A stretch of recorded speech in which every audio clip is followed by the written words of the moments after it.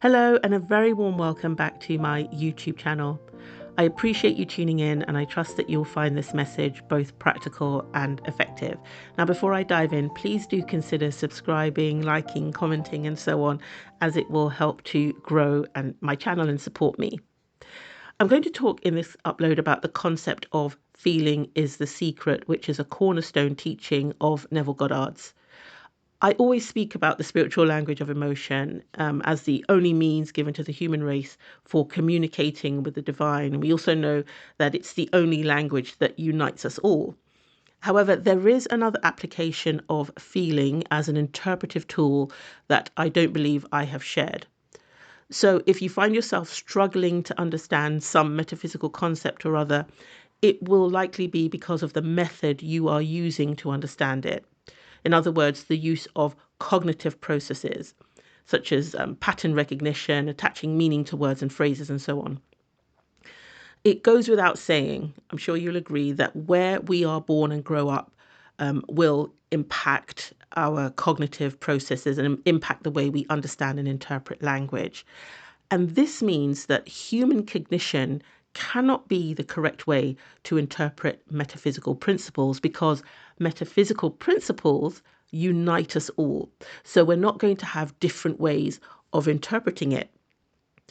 There are a number of references that allude to what I'm talking about. And in the Bible, I'm thinking about the Tower of Babel, just as a signifier that the way we understand and interpret things as human beings can separate us, but metaphysical principles and the spiritual language of emotion unifies us. I won't go down that rabbit hole, but I just wanted to touch on that. So that being the case, how exactly are we meant to interpret metaphysical principles? Well, we use the same spiritual language of emotion, and you do it like this. When you are reading or studying, you're listening to, let's say, the teachings of Neville Goddard, you're reading a lecture and so on, what you're going to do is become aware of what you're hearing or reading is making you feel. Now, you may hone in on a particular word, a phrase, or a passage. Some of these things are going to be more arresting than others because of the message being conveyed to you in that moment. So what you do when you're listening or you're reading and you find yourself aware of a feeling that's emerging, sit with that feeling for a moment and experience its effect. Even if this lasts for just a few seconds or a minute or two, just sit with it and allow the feeling to exert an effect. And that will be felt across your body. I also talk throughout your body, rather. I also talk about using your body as apparatus. So you may feel invigorated, you may feel calm, you may feel excited, similar to invigorated. You may even feel yourself in a sort of romantic or amorous state. Whatever it is, you may feel yourself emboldened. It doesn't matter what the feeling is, just allow the feeling to exert its effect. And once you've done that, you want to maybe take a deep breath, close your eyes, breathe in and breathe out, and say thank you. How you respond will be personal to you, but it's nice to sort of acknowledge that you've had this experience. And then what you're going to do next is not give in to the urge to try and process what you have read or heard cognitively. It takes a little bit of getting used to, but after a while of doing this, your study of metaphysics will become exclusively sensorial. So what I mean by that is you've had this feeling, you're not going to start analyzing it. Oh, I wonder what that meant. I wonder what I'm supposed to do. You're just going to allow the feeling to exert its effect, and then you move on. Either you conclude your study at that moment or you continue. It doesn't really matter, but you've acknowledged that effect and then you've not gone on to analyze it. So I want to round up what I'm talking about here by sharing a practical application. I was recently talking with a dear friend about faith. Now, Neville describes faith as loyalty to the unseen. But if I said the faith to 10 people in a room, I'm sure we'd come up with different interpretations for the word faith. But Neville describes this as loyalty to the unseen. So let's think about that in the context of what I've just described, condensing the word, the phrase, or whatever into a feeling. I want you to focus your attention on loyalty, which is the verb. And then for a moment, notice how loyalty affects your behavior.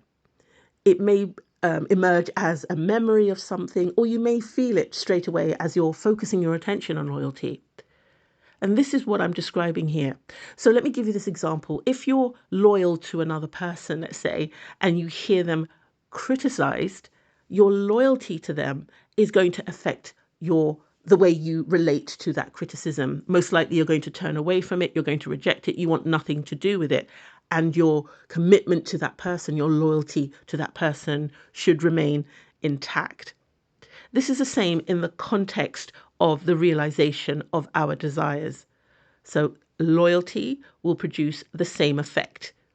We will ignore the criticism or the denials of our objective senses and remain steadfastly committed to the promised outcome.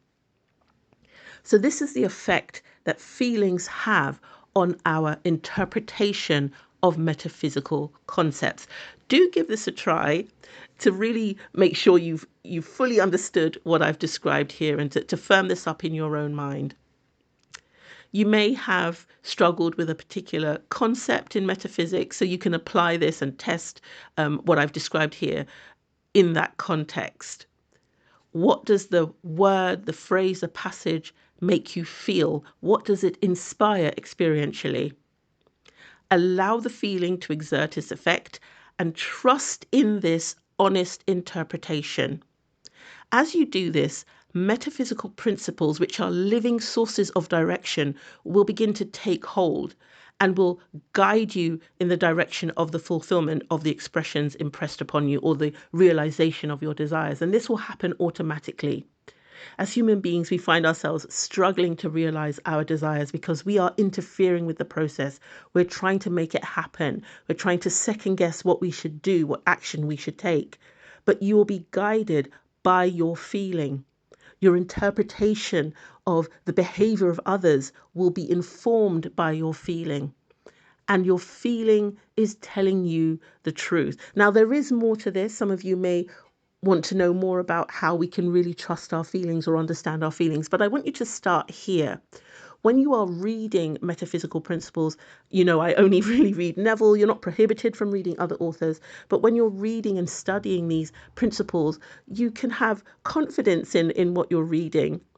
As I say, use your body as apparatus. The things that are not for you will make you feel a little bit uncomfortable. The things that are for you will make you feel expanded and excited and inspired and so on.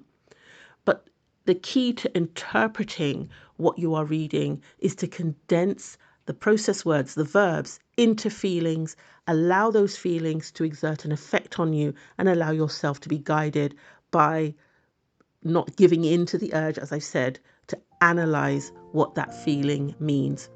Thank you so much for listening. If you have any questions, do post them in the comments area below, and I will get back to you as soon as possible. It's been wonderful to be with you again. As I said, please do consider subscribing. And until we are together again, stay phenomenally you.